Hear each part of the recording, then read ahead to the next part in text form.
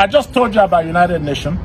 Even the Nigerian court, appeal court, in the same year of 2022, rendered their own decision on the matter, discharging Mazi Nnamdi Kanu of all charges, and ordering his immediate release, and even went further to say there is no court in this country that should try this young man on this particular issue. Yeah. Why? Because he was kidnapped. Yeah. You can't go around the whole world kidnapping your dissidents and dragging them back to your country and put them in prison.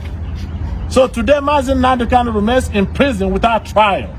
It's called persecution before trial. Where was he captured? Kenya. Kenya. Yes. So outside of the country, he was kidnapped, brought back into the country, tried by the very people who are guilty of offending him. Exactly. So the appeal court understood exactly what you said. Yeah. That's why they say no court can try him. Because they knew you cannot commit an offense against an individual and turn around to sit in judgment seat to judge the same person. It's like a rapist trying his own victim. Right. Yeah. Or persecuting his own victim. That's exactly. You're the one that committed the crime. So my conversation with Bruce Fine this morning, he said that Mazi Nnamdi Kanu should be in a position to prosecute Nigeria for enforced disappearance of his person and extra renditioning him back to Nigeria. Blindfolded, brought back home. That is an international crime. And Nigeria should stand on trial, not Mazi Nnamdi Kanu. Yeah. My people, make una run come here, matter. If you are doing something not serious, please come bring your ears to me. Matter don't solve for the United States of America. As I they talk to you now, they say that the president of America, who they call Donald Trump, say don't open ear. Here waiting these American veterans of Igbo descent, that is avid. People where they serve for U.S. military. Igbo people where they serve for U.S. military. They say they have besieged Washington. They don't go Washington. Go where Trump did. Go tell them waiting they happen. I say, what is that? They say that because of a leader of IPOB, will be Mazi Nnamdi Kanu. They say, may they leave the man immediately. And as I they talk to you now, they say, Trump, don't they prepare paper when you want right on top the matter. Make una use una ears. They can't hear the full story. Make it no be like say, na me they talk am. So I beg, as you they see this video now, all you have to do is also to share it. Make other people use their eyes and ears. They see waiting me. They see as you take see matter so now, so we take the talk am. We know they can't be anything. We know they change anything. And let me know what you understand inside this message. For the comment section, me just write them down. Maybe they see them. If in case you know get data, just go borrow. After you come to me, I go give you back. Just write them for comment section. Say you know get data. Make I give you data. Wait, take watch this video. Just make sure so you watch them to the end. And they come back. Don't forget to use tap send in case you want some money. Go Nigeria. With my promo code, they go give you beta bonus when you deserve as a viewer of this video. What are you saying? Those of you who want send money from UK, now £15 they go add on top your money. People when they Europe, they use euro. Now 15 euros now they go add on top of your money. People when they for America, now 50, now 20, I mean no. Now even $30, now they give people waiting for America. People waiting for Canada, $30. People waiting for Dubai, 75 AED. So I beg make you rush now. Go enjoy. And they come back with more updates. Sylvester Onyia, President of American Military Veterans of Igbo Descent, AVID. I'm here today with Rising Sons and ambassadors for self-determination. We're in the state capital to bring our concerns to the American folks that Nnamdi Kanu need to be released now. A lot of people have talked about him being unjustly incarcerated for nothing. He is not the problem of Nigeria. If anything, he's the solution to solve Nigerian problems. We're asking President Tinubu, just like we asked President Buhari, that got him in the first place, to release him. They have not done anything to anybody. On this note, we are reminding the world about what happened in January 2017, when inauguration of Donald Trump was celebrated in Port Harcourt, and the Nigerian government shut down and killed over 27 young youths of Igbo descent, IPOB young stars, for doing nothing but cheering up the president of their choice. This happened and nobody have been brought to account for that. We are asking that the government of the United States under Donald Trump, present president, to look into that massacre, because it was democracy that was being celebrated. And those youths were happy, rejoicing that such a good thing happened, and the military went and killed them all like chickens. We continue to ask, what is it that you're holding Nnamdi Kanu for? And we believe, as a British citizen, the British government's hand is in it, because Nnamdi was discussing about the atrocities they're doing in Nigeria. They don't want any development in Nigeria. Everything that we are doing is what Nnamdi was preaching on. And everything he have said before have happened today, and it's still happening. The jihadis coming in to work for the British government and to be killing people, the Fulani herdsmen, the terrorists, and that's what they are, killing people, trying to displace indigenous people, trying to take their lands from them, land grabbing. We want the world to look into it, more especially the United States government. For one thing, if nothing is done, once these jihadis get hold of the southeast, the Christians that they're trying to exterminate, they will have hold of the sweet crew. And once that happens, the next thing will be to challenge the United States and even the Britain that is encouraging them to do their bad deeds. So, Father, I've heard that a Nigerian government official, the Inspector General of the DSS, Department of State Services, has said, Nigerians, defend yourselves from the terrorists and the bandits, end quote. So, Father, as a minister of God, do you support self-defense, especially where it may lead to the killing of your assailant? Thank you very much, sir, for the question. And if you don't mind, let me begin by thanking you and your colleagues who have been working with us tirelessly to bring to the awareness of the world the level of injustice that is going on in Nigeria. It's getting too much. And at some point, somebody somewhere has to stand up and say, enough is enough. Now, coming to your question, yes, the Director General of DSS, who in American context, we might equate to the Director of Homeland Security, is a special government official in Nigeria who is privy to top secret intelligence, actually. For him to step forward and publicly told Nigerians, arm and defend yourselves, tells me a couple of things. One, Nigeria is either becoming a failed state or is already a failed state. Why? Because he said that they don't have enough government manpower to defend you. The military, the police, the DSS, that they don't have enough power to defend their citizens. What is the primary responsibility of any government, democratic government? To defend the lives and property of the people. So, for the director of DSS to say, we don't have what it takes to protect you Nigerians, to say, we don't have what it takes to protect you Nigerians, it means that they are incapacitated. Self-defense is a natural phenomenon. If I were to pinch you now, you will blink unconsciously in defense of yourself. So self-defense is a natural phenomenon. But in the context of the DSS, honestly, I wasn't expecting that we shall come to that level at which the common people are required to arm themselves and defend themselves. But guess what? It has happened. In other words, what it means is you're on your own. If anything happens to you, you have yourself to blame. Now, because self-defense is a natural phenomenon, I have never read about any law, moral law, Christian law, civil law, natural law that is against self-defense. None whatsoever. But you know what? Where you have a good government, you take it for granted that you are protected. And so it's not even a question of whether I support it or not, or whether it is legal or not. And then for the government to say, defend yourself, Now, we are taking self-defense to a higher level.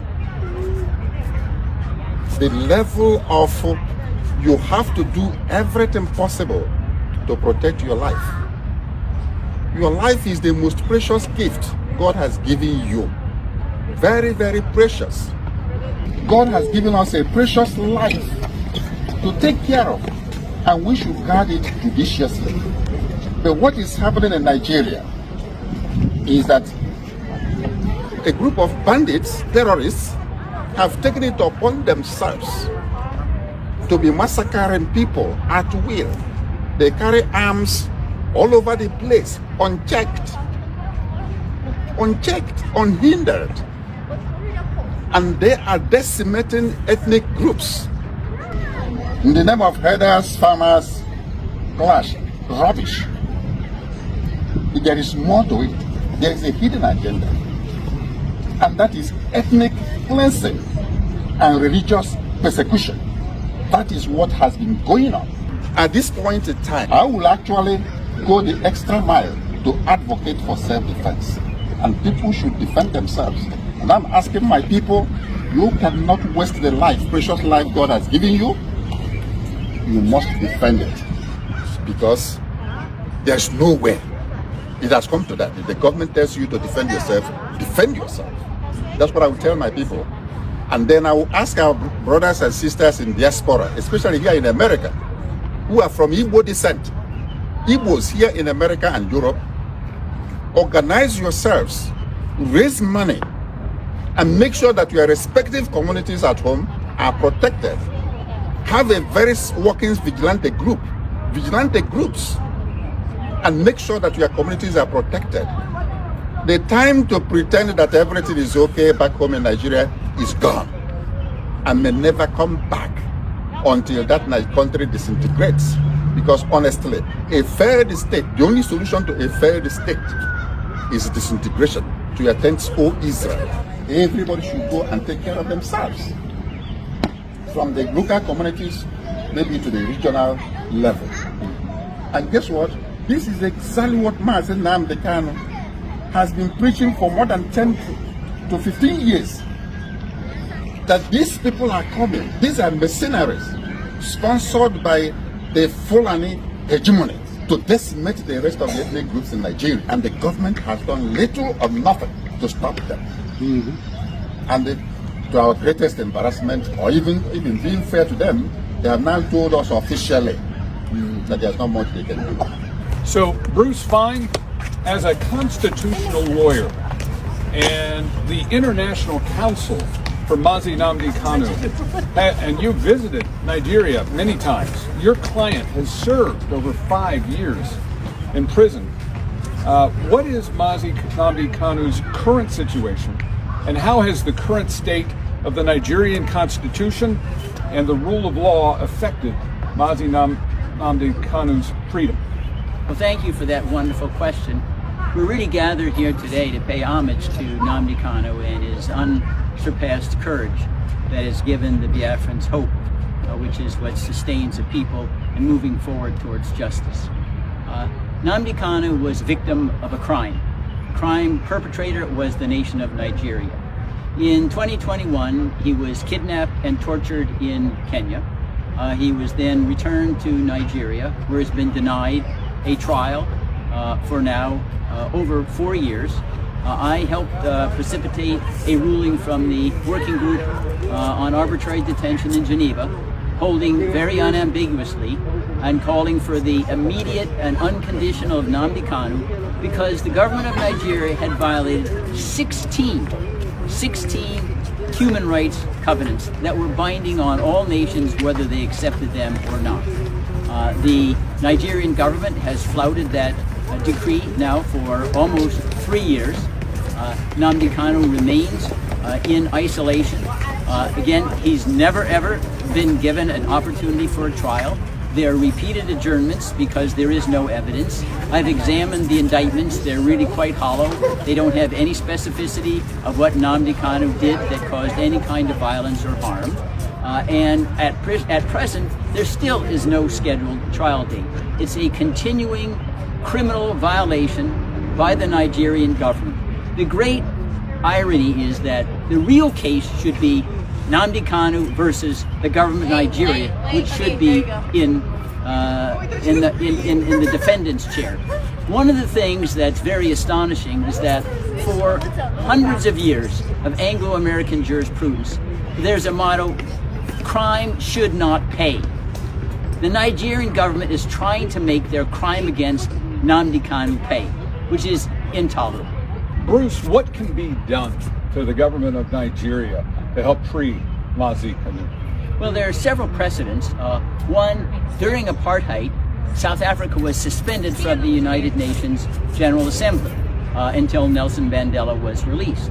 And there's nothing that prevents petitions now to the United Nations General Assembly insisting that Nigeria be suspended until they release Nnamdi Kanu. That's one possibility. Another would be if you had the president issue an executive order says there are going to be no Nigerian visas to visit the U.S. until Nnamdi Kanu is released. That would impress upon all Nigerians the penalty they're paying because the government is being so lawless and tyrannical. There are other options like having an international arms embargo on Nigeria until Nnamdi Kanu is released, having very, very high tariffs on anything sold by Nigeria until Nnamdi Kanu is released. These are financial pressures. They've been utilized in other countries in the past. It's a matter of political will, not law. Chief Ugonna, how do the attacks on the Christian community and the continued injustice faced by Mazi Nnamdi Kanu serve as a serious warning sign for all Nigerians about the state of justice and freedom in the country? You know, that's an excellent question, and thank you for posing that. I want to tell you a short story.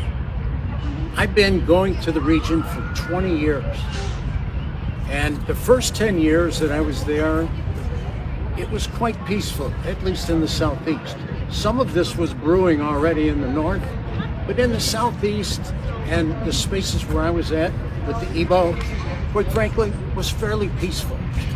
And then, right around the time actually when they put Mazi Nnamdi Kanu under chain, things blew up.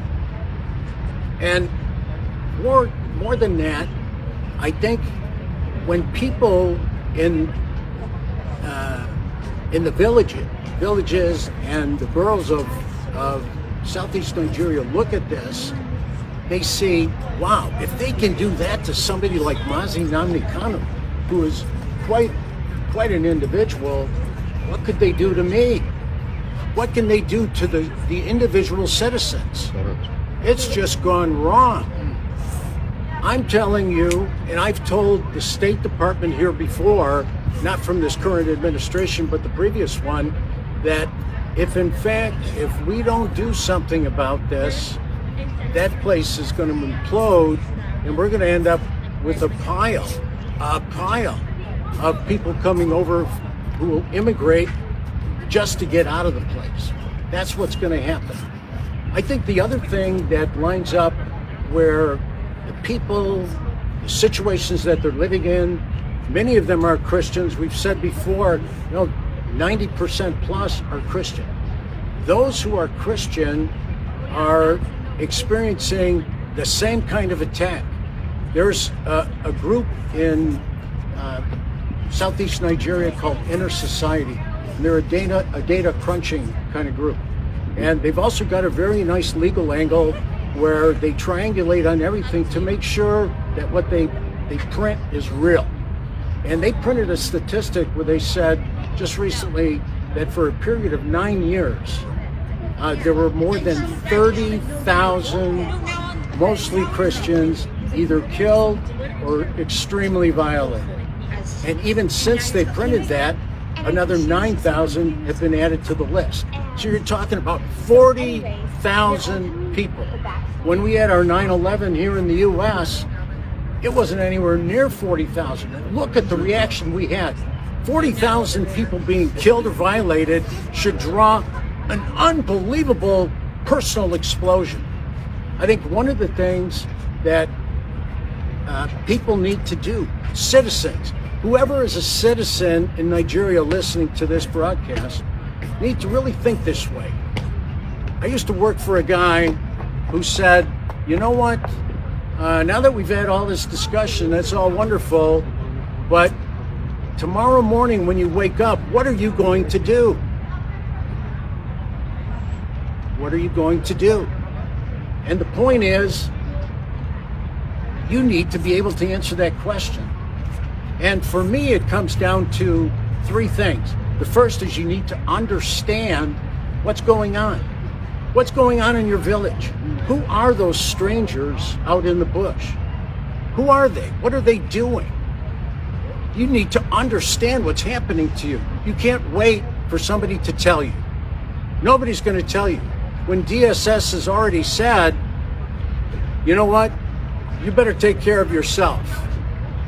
You know, actually, I don't know if they really want to give us any good advice, but that's good advice. We need to take care of us. You need to get up and understand what's going on. The second thing you need to do is you need to have a plan. You need to start to think about, what am I going to do tomorrow morning? What's the plan? I need a plan.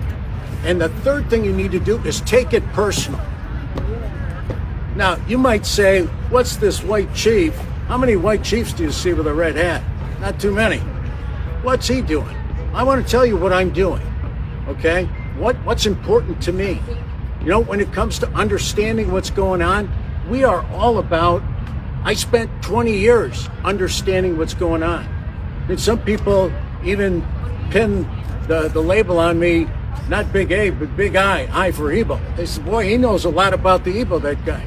Because I've spent 365 days on ground. And in so doing, I learned what's really critical to the Igbo, to the ethnicity, to the ancestral Igbo. What's important to that person? Why are they the way they are?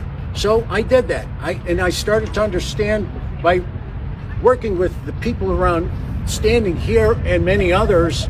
I've learned all the ins and outs of what's driving, what's the history. What did the British do? How did they fumble the ball so badly when they set this place up? How did that happen? And so I've learned about that. So I know what's going on. The second thing is I've got a plan. One thing I learned from my dad, and God rest his soul, my dad was a Marine Corps staff sergeant. And so you can imagine, as a young boy, I was on the run. My dad, he said, son, you're either going to be part of the problem or you're going to be part of the solution. And you know what? I've chosen, I think wisely, to be part of the solution. Part of the solution is critical. And you know what? You as citizens need to be part of the solution. And you need to come up with it yourself. You know what? Just like DSS, they're not going to tell us what to do. Nobody's going to tell you what to do. You need to figure it out for yourself and then do it. And then the third thing is take it personal. Now, what have I been doing? You can tell just by the way I am. I take things personal. And when I come to this place behind me, and I spend a lot of time at the State Department as well, and as a group with Avid. Avid's a great organization. Avid, with that group, we've spent a lot of time in the halls of Congress, knocking on the doors, talking with people. When we're with those people, what we're doing is we're taking them through the same three steps. United States government, you actually don't understand what's going on in Africa. Listen to us. We'll tell you what's going on. It's an ancestral place. And what happens is when they abscond with somebody who's iconic in the society. I mean, Mazi Namikano is iconic. When they put somebody like that in chains and just throw away the key, which they've done, they've thrown away the key. We should be taking that personal. And once again, if they can do what they're doing with him, they're doing with us, and that's when the 40,000 Christians that they've got on the run. There's another little bit of data you ought to know about. You know, all the people, and I bet there's hardly anybody in the region who hasn't been personally touched by a disappearance. You've got family, friends, fellow villagers who've been absconded with, they've been stolen. Everybody knows what I'm talking about. You know what's going on. Well, what happens is we need to tell the people in these powerful places, because they have a lot of control. I think you've heard quite a bit of wisdom about what the U.S. government can do.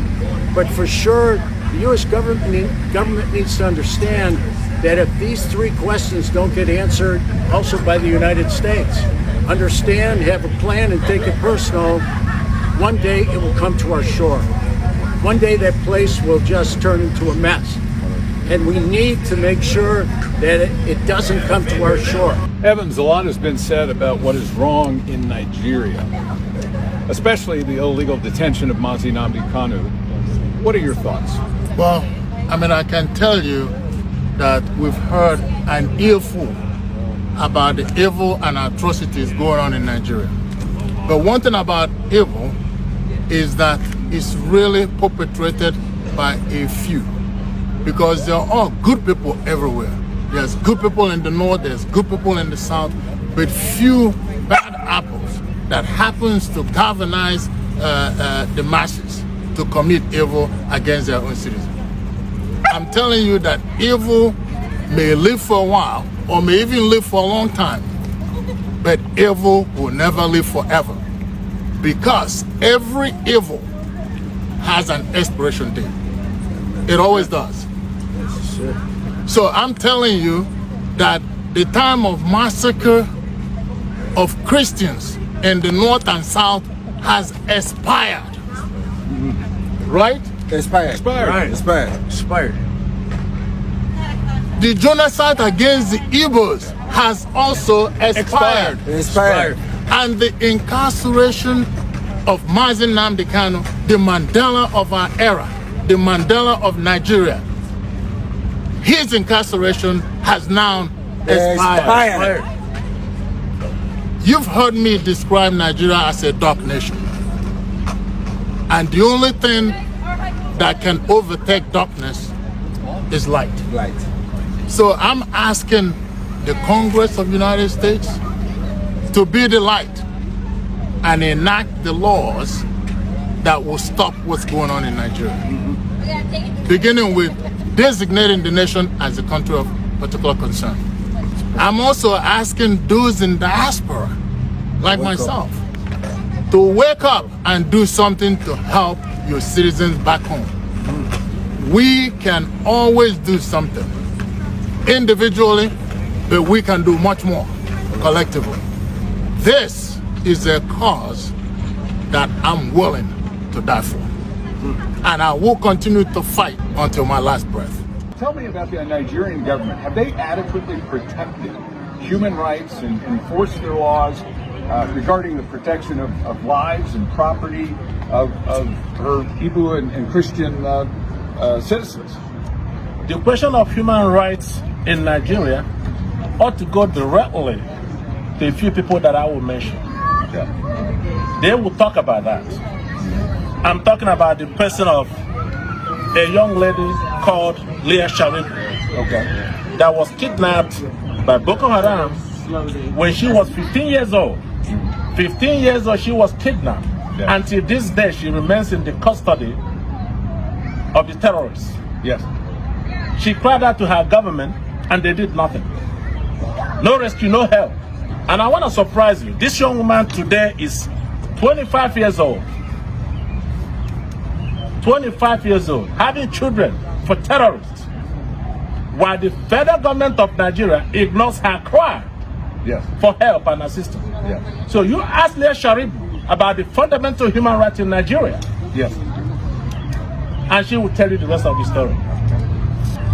Another person that is worthy of note is another young lady by the name Deborah Samuel, a young college student in Shangari College of Education, Sokoto, Nigeria.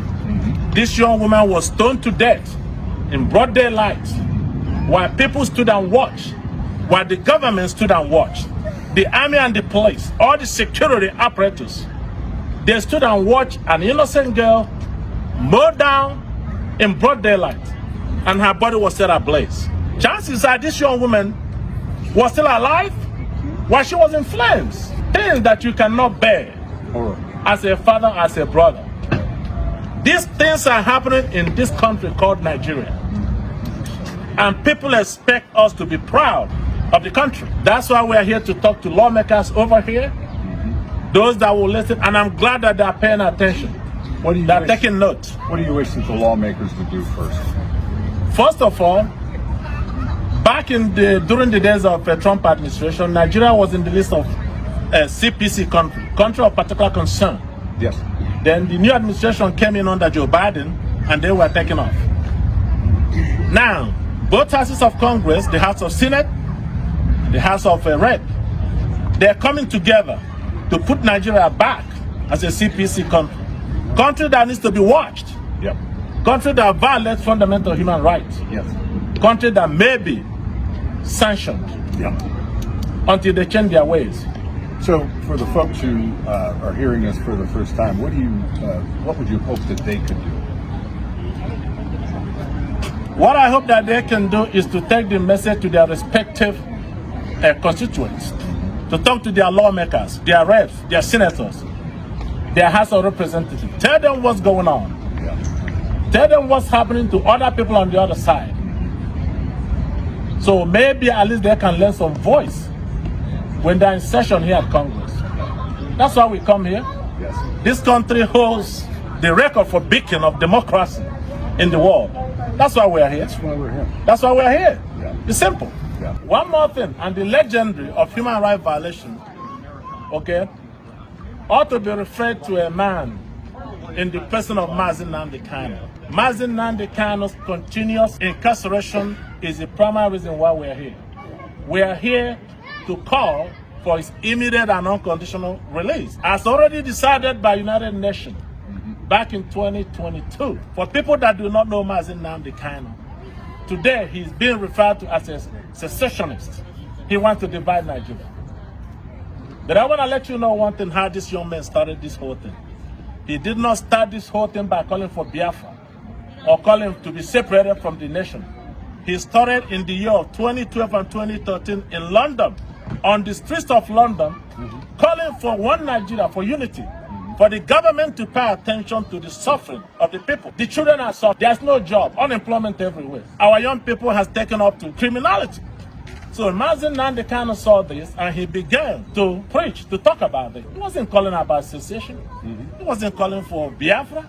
He was just a devoted citizen of the country. Well, seeing that felt a deaf ear, so he began to call for a referendum. What is a referendum? An opportunity for men and women, citizens of a particular country, to come together lawfully and decide their self-determination. Decide who to govern them, to elect government over them.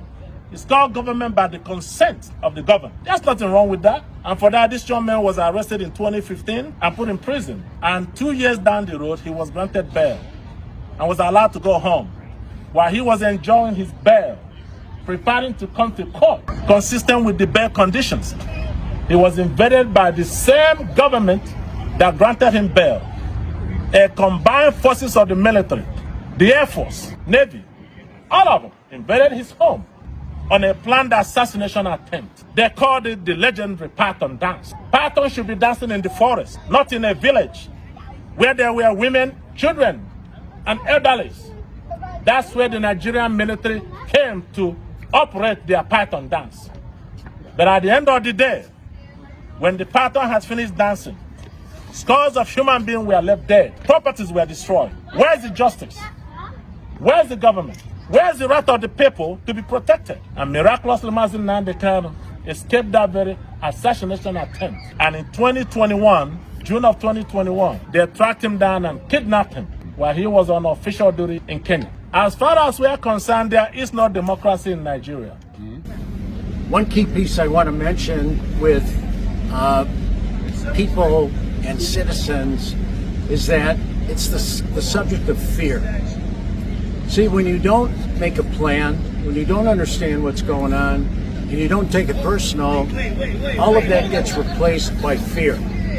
See, what happens when fear takes over, all the bad operators around you become temporarily successful. And that's evidenced largely by the growth of IDP camps in the country. You know, the internally displaced person camps are now over 1 million.